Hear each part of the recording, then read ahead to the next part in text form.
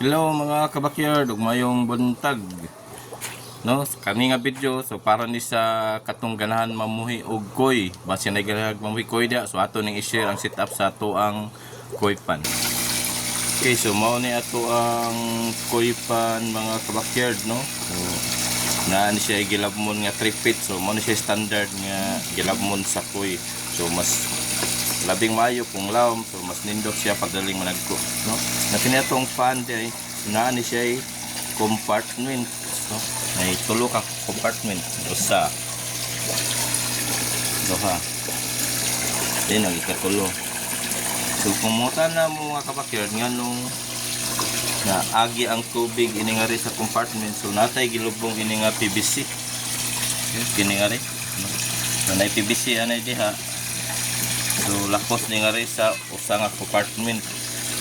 So gatuyok na ang tubig padong sa ato ang ikatulong nga compartment, inaadiri ang ato ang submersible pump nga mulabay sa tubig padung sa iyang pan dapod. So katuyok lang ang tubig ani niya moagi sa atong filter, so mo ning limpyo na ang mubalik sa atong pan, so mo ni 15 hours siya. Tanawan ninyo ang ato ang filter number 1, so na siya daghang hugaw nga ng sangit, no.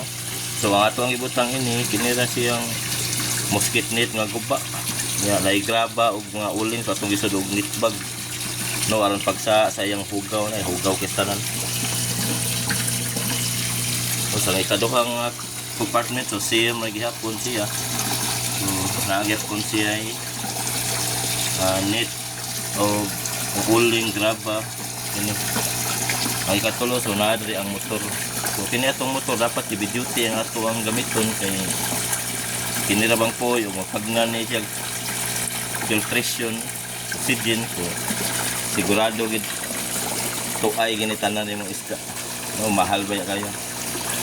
So kanto ra siya mga kabakyard, so unta nakasabot mo sa ako ang pag-explain kung naa mo yung masapti, so pwede ra ta mo chat or mo comment sa ato ang video. Daghang salamat.